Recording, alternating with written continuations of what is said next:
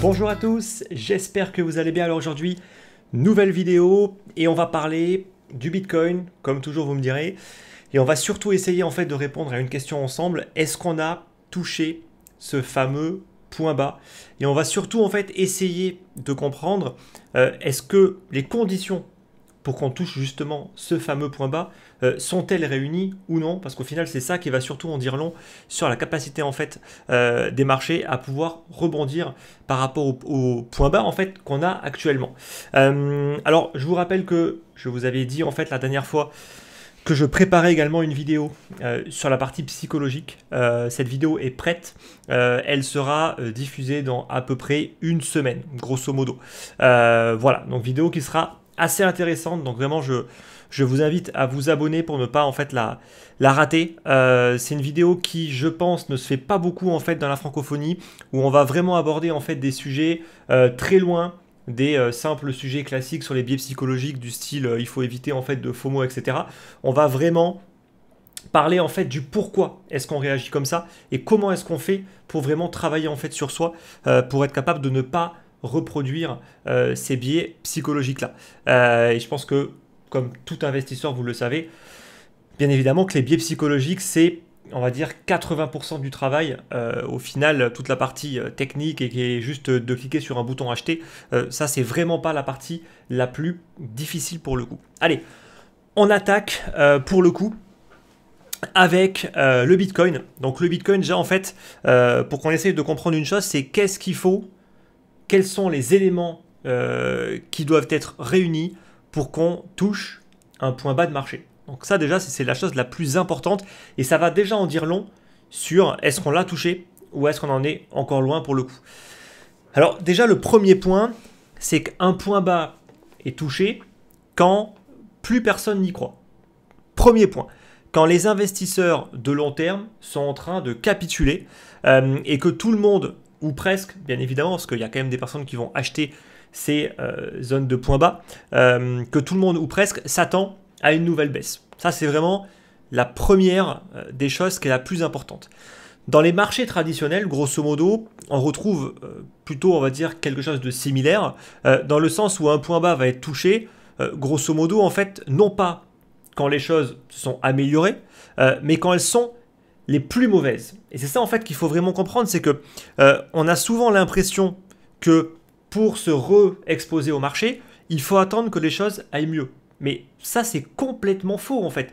Si vous attendez que les choses aillent mieux, mais en fait, vous allez acheter beaucoup trop tard quand le rebond, il sera passé en fait depuis des mois et des mois. Donc ça, il faut quand même bien le comprendre. C'est vraiment en fait quand rien ne va plus, quand c'est la panique générale, que là, on va réussir à atteindre des niveaux extrêmes à la baisse. Pourquoi? Parce que tout simplement, autant à la hausse qu'à la baisse, les investisseurs sont irrationnels. Donc ça veut dire que c'est quand ils vont paniquer, qu'ils vont survendre le marché et qu'ils vont le faire aller sur des niveaux qui sont excellents et qui ne sont même pas cohérents, même si le contexte économique, pour le coup, est mauvais. Alors maintenant, est-ce qu'on a déjà eu ça sur le marché financier? Franchement, pour l'instant, c'est quand même dur à dire. C'est quand même dur à dire. On pourrait quand même se dire que, bon, à la mi-octobre 2022, on avait quand même cette petite ambiance de fin du monde avec la guerre nucléaire. Il y avait tous les médias qui n'arrêtaient pas tous les jours en fait de parler de guerre nucléaire, etc. Et avec le S&P, donc l'indice américain, qui a enfoncé en fait pour le coup la zone des 3500, qui était quand même une grosse zone. Il y a eu une mini panique. Maintenant, est-ce que vraiment c'est suffisant? Pour l'instant, il faut encore du temps pour être capable ensuite de dire oui, on a eu ou pas ce point bas. Ça également, c'est un autre point qui est important, c'est que personne ne peut vous dire qu'on a tapé un point bas tant que pour le coup, il n'a pas été validé. Parce qu'en fait, on peut très bien taper n'importe quel niveau, dire c'est bon, c'est le bottom, mais en fait, tant qu'il n'y a pas une structure en fait qui va se consolider sur ces niveaux-là pour travailler en fait cette zone de support, puis après être capable de repartir, mais techniquement, tant qu'on n'a pas tout ça, on ne peut pas acter en fait qu'on est sur un niveau en fait de point bas. Donc déjà en fait ça aussi c'est hyper important de bien le comprendre.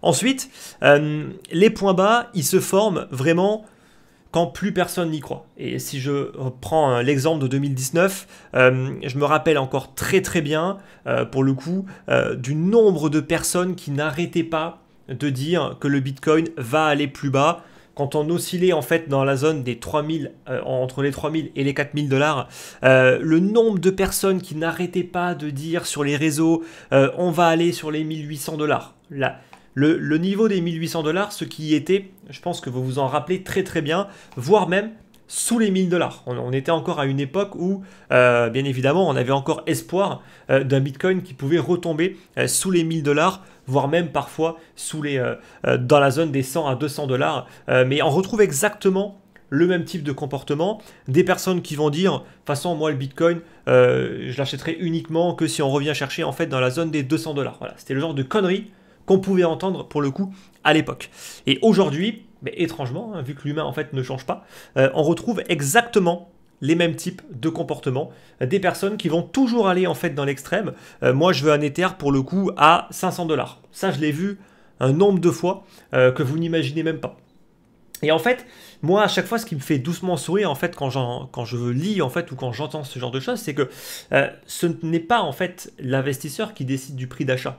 En fait, j'ai l'impression que les gens, ils veulent acheter à un prix et ils vont juste attendre, comme des cons, qu'un jour, en fait, le prix aille sur ces niveaux. Mais j'ai envie de dire que, comme tout bon investisseur ou trader, c'est pas comme ça que ça marche en fait. C'est en fonction de l'évolution en fait pour le coup du marché qu'on peut être amené ou pas à se dire tiens oui on peut effectivement venir en fait chercher sur ces niveaux-là et si les conditions sont réunies, ça pourrait être une condition en fait pour un niveau pour rentrer. Mais tout bêtement dire voilà moi je vais acheter tel crypto à tel prix, ça n'a juste aucun sens, absolument aucun sens, vraiment. Donc ça, quand même, j'espère que c'est bien clair. Ensuite, il faut quand même comprendre également une chose, c'est que quand il y a des phases de forte correction ou de crack de marché, il y a des configurations techniques différentes qui vont former un rebond. Les plus classiques, c'est soit le V, soit le U. Donc pour le coup, là si on regarde un petit peu donc les graphiques, je vais vous mettre en fait notamment un graphique en fait de chez Glassnode que je détaillerai un petit peu plus tard, mais là le but c'est uniquement de voir un petit peu l'évolution du prix du Bitcoin. Déjà qu'est-ce qu'on voit? On voit en 2012 qu'on a eu une très très forte baisse, puis après boum, ça rebondit quand même assez rapidement. Donc ça c'est ce qu'on pourrait caractériser en fait d'un retracement en V, même s'il n'est pas parfait. Dans le sens où techniquement, le V, c'est qu'on doit remonter au même niveau d'avant la chute. C'est pas exactement ce qu'on a eu là pour le coup.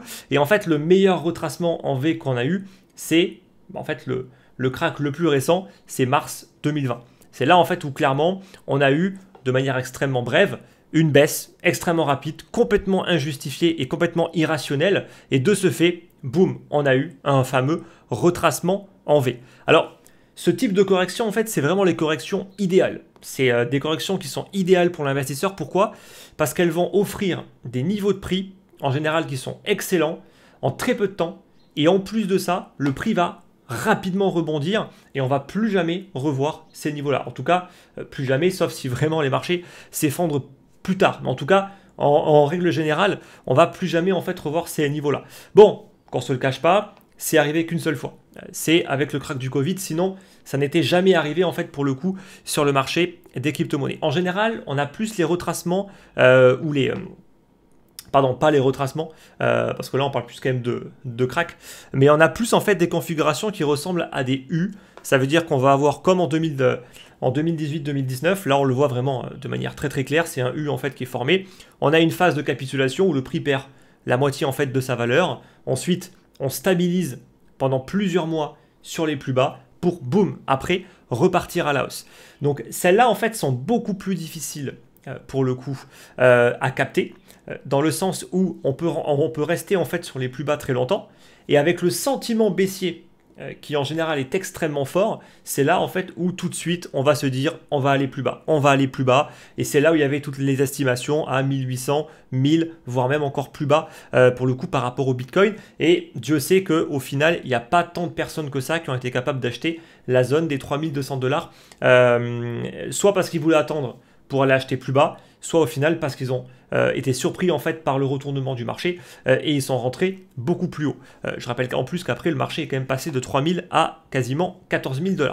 Donc ça a été une sacrée hausse qui a fait de nouveau FOMO beaucoup de personnes et qui ont souvent été amenées à acheter pour le coup beaucoup trop cher, même si maintenant tout est relatif, mais quand même une personne qui a acheté en plein dans le FOMO dans la zone des 12-13 000 $, bon, j'ai envie de dire, on n'est pas si loin que ça aujourd'hui, hein, donc j'espère qu'il n'a pas fait du buy and hold.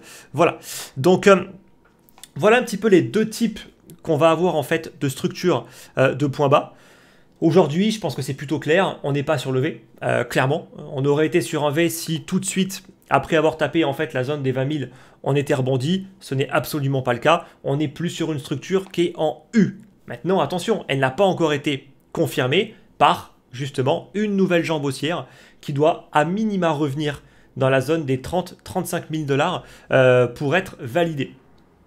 Et bien sûr, après, il ne faut pas que le prix retombe plus bas, il faut qu'il y ait une stabilisation au-dessus justement des 30 000 $. Là, ce serait vraiment l'idéal.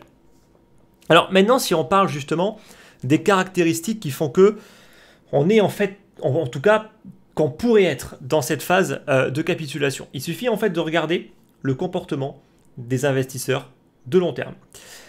Grosso modo, cet indicateur-là, en fait, il nous montre le comportement de ces investisseurs. Il y a deux indicateurs en fait qui sont intéressants.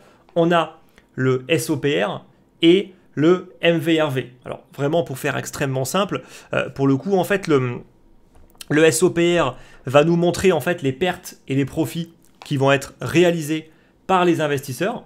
Mais là j'ai rajouté un filtre uniquement pour les investisseurs de long terme. Pour le coup en fait le MVRV c'est les pertes et les profits non réalisés. Donc ça veut dire tout simplement en fait qu'il n'y a pas encore eu d'opération de vente, mais c'est des personnes qui, voilà, soit sont en profit, soit sont en gain par rapport à quand est-ce qu'ils ont acheté. Et c'est plutôt simple ensuite de le lire. Là, on a en fait tout simplement les deux courbes qui sont en jaune et en orange. Quand on est au-dessus des 1, ça veut dire qu'il y a des profits. Donc soit des profits qui sont réalisés, soit des profits qui sont non réalisés. Et quand on est sous les 1, ça veut dire tout simplement que l'investisseur, il est sous l'eau, il est en perte. Voilà. Et bien sûr, quand c'est le SOPR, ça veut dire que l'investisseur, il réalise les pertes. Donc là, vraiment, il capitule. Et quand la courbe rouge, elle est sous les 1, ça veut dire tout simplement que les investisseurs là, ils sont sous l'eau, ils serrent les dents, ils ne vendent pas, mais ils ont une perte non réalisée qui commence à être assez importante et qui commence surtout à durer en fait dans le temps. Et ensuite, la partie bleue en fait qu'on voit pour le coup, la partie bleue en fait, elle c'est tout simplement en fait quand ces deux indicateurs sont sous les 1. Voilà. Donc là en fait on estime qu'on est vraiment sur une phase de capitulation. On a d'un côté les investisseurs de long terme qui sont en train de vendre à perte, mais également les investisseurs en fait de long terme, parce que tout le monde ne vend pas à perte pour le coup, mais qui sont également en perte, même s'ils n'ont pas réalisé en fait ces pertes-là, vu qu'ils n'ont pas encore fait l'opération de vente. Voilà, on est en tout cas dans cette phase-là, en fait depuis maintenant un bon petit moment, comme vous pouvez le voir. Et historiquement, on a quand même toujours été sur des niveaux de points bas lorsqu'on a eu justement ces deux indicateurs-là en fait qui sont tombés sous les 1. Donc maintenant, le plus important à comprendre, c'est qu'il y a toujours une énorme inconnue qui s'appelle le temps, le timing en fait en anglais. On ne peut pas savoir maintenant combien de temps est-ce qu'on va rester en fait dans cette phase. Ça c'est le premier point. Et le deuxième point, c'est qu'il peut toujours y avoir des squeezes, des fluctuations en fait qui font que on pourrait très bien encore aller chercher un peu plus bas sans aucun problème. D'accord? Donc ce n'est pas en fait parce que il y a une capitulation en cours qu'on n'ira pas encore plus bas. Ça c'est également important en fait de bien le prendre en compte. Alors si on regarde un petit peu ce qui s'est passé, on a pour le coup en fait on a eu 4 phases, même si celle du Covid, franchement, voilà, le V c'est éclair. Vous voyez que ça n'a pas duré longtemps, ça a été vraiment éclair. Donc il fallait être extrêmement réactif pour rentrer en fait dans cette période-là, ce qui était loin d'être évident vu ce qui était en fait en train de se passer d'un point de vue sanitaire. Quoi qu'il en soit, en 2012, grosso modo, les investisseurs de long terme, ils ont capitulé en fait du 18 novembre au 18 juin, donc ça fait 212 jours. Si on regarde maintenant en 2016, qui a été en fait la période la plus difficile pour les investisseurs, ça a été du 10 décembre au 30 octobre. Donc là, ça a duré quasiment une année, 324 jours de capitulation. Donc là, ça a vraiment été quand même très difficile. On a souvent cette idée en fait que la phase de bear market de 2018-2019 était une phase extrêmement dure, mais ceux qui étaient là bien avant, dès 2014-2015, et c'est là où moi j'ai débarqué un petit peu en fait dans les marchés, et ben pour le coup ça a été beaucoup plus dur, beaucoup plus long par rapport au bear market qu'il y a eu après en 2018-2019. Donc quasiment une année, et justement pour le coup en 2019 ça a duré en fait du 19 novembre 2018 au 8 avril 2019, donc ça a duré 140 jours en fait, ce qui était plutôt extrêmement court en fait comme phase de capitulation, et ensuite bien sûr le crack du Covid qui n'a duré à peine que 6 jours du 12 mars au 18 mars. Et maintenant nous et ben en fait on peut acter que grosso modo en fait depuis le 15 juin on est dans cette phase de capitulation. Aujourd'hui quand je tourne la vidéo on est début novembre, grosso modo on est plus ou moins dans les 140 jours 140 jours en fait de capitulation, donc exactement pour l'instant le même nombre de jours qu'on a eu en 2018-2019. Maintenant je précise quand même que se baser en fait sur le passé par rapport à la durée d'une phase de capitulation, c'est bien, ça peut donner une idée, mais en l'occurrence, ça donne aucune réponse réelle. En fait, ça pourrait très bien durer 300 jours, 400 jours, comme se terminer en fait demain. En fait, personne n'en sait rien. Ça, c'est quand même important en fait de vraiment le dire. Maintenant, ce qu'on peut déduire, c'est qu'il y a pas mal de facteurs qui pourraient être favorables à repartir sur une phase plutôt bull, notamment une baisse du dollar, une détente au niveau des taux, des banquiers centraux en fait qui commencent un petit peu à calmer le jeu, voire à baisser en fait les taux, tout ce qui pourrait être favorable pour l'appréciation des actifs à risque et le repositionnement en fait des investisseurs justement qui seraient beaucoup plus en confiance sur les actifs à risque. Et sans trop pour le coup en fait prendre de risques, moi je planche quand même beaucoup plus sur une année 2023, mais plutôt une fin d'année. Maintenant attention, comme j'ai pu le dire en fait justement au début de la vidéo, ce n'est pas en fait quand les choses vont mieux qu'on a le point bas. Donc ça veut dire quoi? Ça veut dire que pour moi, si les choses s'améliorent à partir de la fin de l'année 2023, début d'année 2024, le point bas sera touché bien avant et on aura eu la confirmation même du point bas également bien avant. Pourquoi pas dans le courant en fait de l'année 2023. Bon, là je me la joue un petit peu à Nostradamus, d'accord, ça se trouve, il y a beaucoup de chances. J'aurais complètement faux par rapport au timing, parce qu'en investissement, tout comme en trading, le timing, en fait, c'est juste la chose la plus difficile. Voilà. Pour le coup, autant on a des zones de support intéressantes, des grosses zones de résistance qui auront un intérêt, quoi qu'il arrive, si on va en fait dessus. Donc au niveau des prix, c'est plus facile. Au niveau du temps, c'est beaucoup plus difficile pour le coup.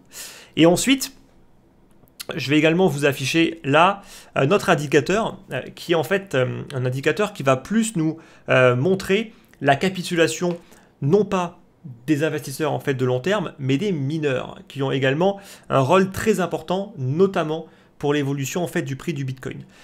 Donc là c'est un tout petit peu plus compliqué pour le coup, mais pour faire simple on a donc le PM. Donc le PM c'est le Puel Multiplier, si je prononce correctement, mais c'est pas forcément mon fort pour le coup.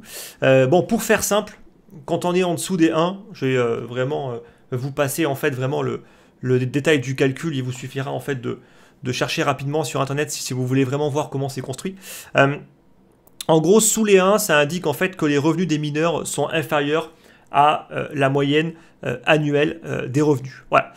Et sous les 0,6, on estime que c'est vraiment une période de gros stress, de forte baisse au niveau des marchés qui font que tout simplement les revenus s'effondrent complètement au niveau des mineurs. Donc là, vous le voyez, c'est la courbe qui est un peu orange, rouge-orange, mais plus proche du orange. Ensuite, on a le DRC. Donc le DRC, en fait, qui pour le coup, lui, s'appelle le Difficulty Ribbon Compression, que je n'ai pas affiché en fait sur le graphique parce qu'il n'est pas hyper intéressant pour nous, qui indique tout simplement la capitulation des mineurs lorsqu'ils vont être amenés en fait à débrancher leur machine de minage.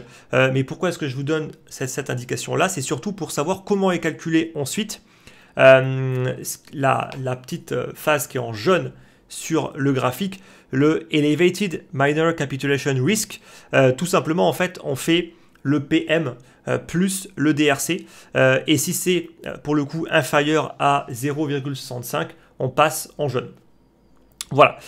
Et ça signifie qu'on a une capitulation des mineurs parce que tout simplement, les profits sont en train de s'effondrer et qui sont également en train de débrancher en fait les machines.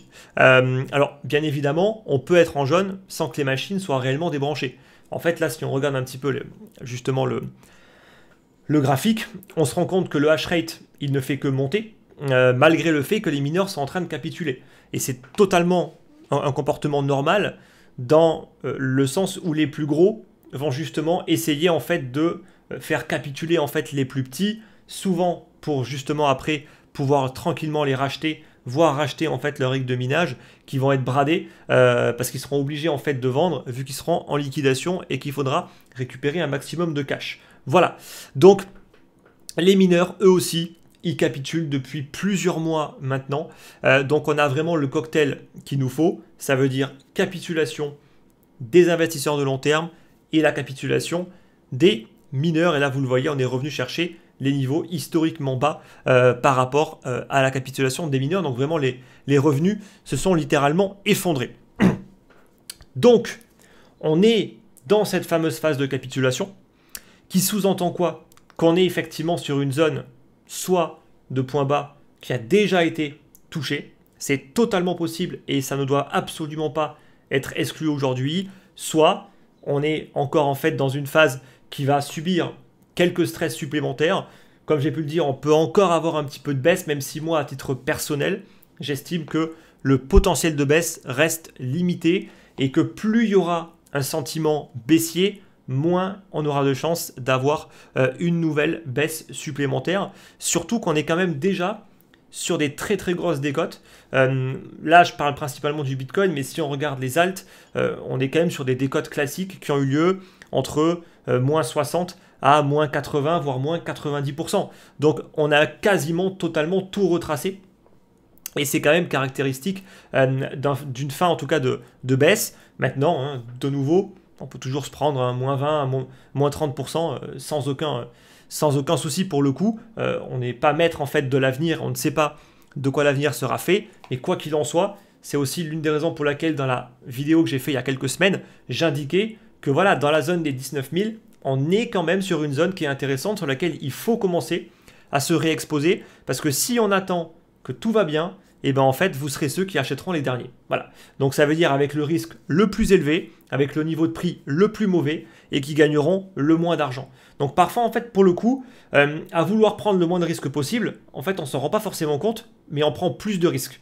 Il vaut mieux acheter un Bitcoin à 19 000 quand on a l'impression que c'est risqué en fait de rentrer, alors que pas vraiment. On a un ratio qui est excellent en rentrant à 19 avec un stop par exemple à 17 500 pour jouer justement cette phase de rebond, plutôt que de vouloir attendre les 30-35 000 dollars pour se dire ah c'est bon, pour le coup c'est bon, on a le pivot de la Fed, le dollar est en train de baisser et on va rentrer à 35-40 000 dollars alors que pour le coup on va prendre un risque démesuré parce qu'on aura toujours un potentiel de baisse qui sera pour le coup hyper important. Et on va surtout acheter plus de 2 fois plus cher qu'à une personne qui avait lui un ratio beaucoup plus intéressant. Donc de nouveau, cette perception du risque, elle est extrêmement importante. Alors maintenant, oui, je sais, on va me sortir les excuses classiques, mais on adore se trouver en fait des excuses. Oui, mais la macro. Alors ça maintenant, on le voit tout le temps. Oui, mais la macro est mauvaise. Oui, mais les taux d'intérêt. Oui, mais l'inflation. Oui, mais en fait, ce qu'il faut comprendre, c'est qu'à chaque fois qu'on est sur une zone de point bas, on a 15 000 excuses pour nous dire oui mais, et oui en fait moi je veux bien, mais comme j'ai pu vous le dire en fait tout simplement, c'est quand personne ne veut investir qu'on tape un point bas. C'est quand tout le monde je dis ça ira plus bas qu'on tape un point bas. Donc quand tout le monde vous sort oui mais la macro, ben, posez-vous des questions. Voilà, de nouveau ça veut dire qu'on est plus proche d'une zone de point bas pour le coup en fait que sur un début de mouvement baissier. On est quand même sur un mouvement baissier qui dure maintenant depuis quasiment une année et de nouveau il faut dézoomer, se rendre compte en fait de la baisse qu'on a eue et se rendre compte qu'aujourd'hui, on devrait plus se concentrer à essayer en fait de se repositionner plutôt qu'à essayer en fait de vendre le marché. En tout cas, si on a une optique à moyen, long terme. Maintenant, si on fait du court terme, on peut toujours jouer sur les deux tableaux sans aucun problème. Donc voilà, j'espère que c'est clair par rapport à tout ça. Je récapitule, hein. Un point bas, ça ne signifie absolument pas que tout va bien. Ça signifie en fait que pour le coup en fait que les vendeurs, ceux qui ont vendu en fait pour se protéger en fait de la baisse, ceux qui ont vendu en fait dans la panique pour racheter pour le coup beaucoup plus bas, vont avoir tort, ne seront pas capables d'aller chercher en fait beaucoup plus bas pour le coup. Ça ne veut pas dire en fait qu'on ne va jamais revoir un Ether à 500 $ par exemple, mais en tout cas aujourd'hui ça reste quand même plutôt peu probable qu'on y aille. Maintenant de nouveau il y a une chose que de toute façon on ne pourra jamais contrôler, c'est le futur, et surtout si on a un crack, parce que je rappelle quand même encore une chose, c'est que jusqu'à présent les marchés actions n'ont pas craqué. Le marché crypto, lui, il a effectivement craqué. Mais pour l'instant, le marché action, lui, n'a pas connu de crack. Donc, on a eu une décote, on a eu une baisse en moyenne de 20 à 30%, avec des très bonnes actions qui ont perdu beaucoup moins que ça, et des très mauvaises qui ont perdu beaucoup plus que ça. Mais la moyenne, on est à 20% à peu près. Et en gros, si on a un vrai signe noir, pour le coup, qui peut être provoqué par la forte hausse des taux, pour le coup. Là, par contre, on ne peut absolument pas exclure, de nouveau, un accident. Mais dans ce cas-là, je pense qu'on aura plus une phase de capitulation puissante mais rapide, sûrement comme celle en fait qu'on a pu avoir en mars 2020, avec après un rebond rapide pour le coup. Donc, par exemple, si on a un signe noir dans quelques semaines, alors que le Bitcoin est autour des 20K, pourquoi pas faire une visite en fait dans la zone des 10-12 000 pour après rapidement rebondir. En tout cas, ce qui est sûr, c'est que si on a ce fameux signe, et ben pour le coup, il faudra être hyper réactif et hyper rapide au repositionnement. Et il faudra surtout pas être là en mode, ok, je vais attendre, voir un petit peu ce qui se passe, parce que les retracements en V, c'est éclair. C'est quelques heures, voire quelques jours au grand maximum avant que ça reparte. Voilà. Mais en tout cas, ça, il faut toujours le prendre en compte pour le coup. Et c'est pour ça que moi, en tout cas, je ne vais absolument pas vous recommander d'être exposé à 100% du capital sur les niveaux actuels. Ce serait fou, en fait, de faire ça. J'estime que si on n'a pas, en fait, de stop ni rien, le maximum aujourd'hui qu'on pourrait, on pourrait se permettre, pour moi, en tout cas, ce serait plutôt dans les 50%. Mais il faut quand même se dire qu'on peut encore se prendre moins 20 à moins 30%. Donc ça, il faut quand même l'accepter et il faut être capable de l'encaisser. Voilà. Sinon, on s'expose à 25% au moins. Je pense que ça, par contre, c'est un bon minimum. Donc voilà. Maintenant, si on regarde rapidement, pour le coup, le Bitcoin, bon, vous voyez que ça n'a pas forcément beaucoup bougé en fait depuis ma dernière vidéo. On a eu un début en fait de rebond qui demande confirmation, bien évidemment. Pour l'instant, il y a encore juste du range. On est juste en train, en fait, tranquillement de ranger. Donc, il n'y a pas forcément de gros changements. Par contre, ce qui est hyper intéressant, et ça, de nouveau, ça méritera une vidéo que je vais préparer, en fait, par rapport à ça. Ce qui est hyper intéressant, c'est de commencer à voir vraiment des différences de comportement au niveau des crypto-monnaies. On a, en fait, d'un côté, les principales. BTC, ETH, BNB, qui aujourd'hui pour moi font partie en fait des cryptos les plus résilientes, avec le BNB en tête qui une nouvelle fois, comme il l'avait fait en 2018-2019, a été la crypto parmi les big caps qui a perdu le moins de valeur. Encore moins que le Bitcoin, il faut quand même le noter en fait, hein. Il a perdu quand même moins que le Bitcoin. Ensuite, on a des très très bonnes alts sur lesquelles il y a eu rapidement des repositionnements. Notamment, il y a Atom, il y a Polygon avec Matic, il y a Avax, il y a également le FTT, il y a du Solana, du Link. La DeFi se porte quand même plutôt bien en termes de repositionnement entre Link, Uniswap et SushiSwap, qui franchement, d'un point de vue technique, nous montre qu'il y a un regain d'intérêt et surtout que les investisseurs se sont bien repositionnés en fait en priorité sur ces projets-là, au détriment de pas mal d'autres projets, comme le Cardano, le Polkadot, même des projets en fait comme NIR, comme ICP, comme Kusama, qui d'un point de vue technique sont très mauvais, qui n'ont pas été capables de défendre leurs points bas et qui ont eu très très peu de repositionnement. Et ça doit vraiment vous donner une indication claire de quels sont les projets qui sont choisis en premier par les investisseurs et quels sont ceux en fait qui sont délaissés. Voilà. Après je dis ça, je dis rien, vous en faites ce que vous voulez, mais ce qui est certain, c'est qu'il y a clairement une différence importante aujourd'hui entre les différentes altes. Certaines qui sont plutôt positives, d'autres pour lesquelles c'est quand même plutôt négatif. Après, à vous d'en faire ce que vous voulez au niveau de la construction de votre portefeuille. Mais en tout cas, analysez bien le comportement et ne partez pas en fait du principe que celles qui n'ont pas encore rebondi vont rebondir plus tard. Voilà. On peut enfin arriver à un moment où il y en a plein qui vont être délaissés et certaines qui vont être pour le coup conservées et pour lesquelles il y aura toujours un intérêt et une activité en fait dessus. Et n'oubliez pas une chose, c'est que beaucoup de projets vont juste rien faire, ils vont juste faire que baisser, stagner, ne vont plus réellement en fait profiter des prochaines vagues de hausse que pourrait nous donner en fait le marché. Donc attention, s'il vous plaît également, ce sera le mot de la fin, attention avec tous les réseaux sociaux et surtout les personnes qui passent leur temps à dire prenez des profits, alors que très souvent en plus, le plus ironique dans l'histoire, c'est que ces personnes-là vous ont jamais indiqué clairement d'acheter. Par contre, quand il s'agit en fait de dire de vendre, ah là ils sont les premiers. Hein. Là, dès qu'il y a une petite hausse, boum, vendez, prenez vos profits. Comme ça, si jamais ça se retourne, ah les gars, je vous l'avais dit.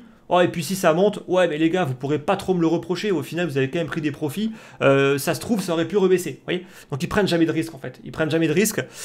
Et surtout, ce qui est énervant, c'est que en général, la plupart des gens ne font pas du day trading. Ils font du swing. Ils font du buy and hold, ils font de la gestion active sur du moyen long terme, mais ils ne font pas du day trading. Donc ça veut dire que prendre des profits quand il y a un Bitcoin qui prend 5 ou 10%, je suis désolé, mais ça s'appelle du day trading. Voilà. Si on veut faire du swing, qu'on veut jouer en fait des gros mouvements, on ne va pas être amené à prendre des profits au moindre micro petit démarrage du Bitcoin. Voilà. Donc ce qui est aussi énervant, c'est ça, c'est que j'ai l'impression que sur Twitter, sur YouTube, tout le monde fait de l'intraday.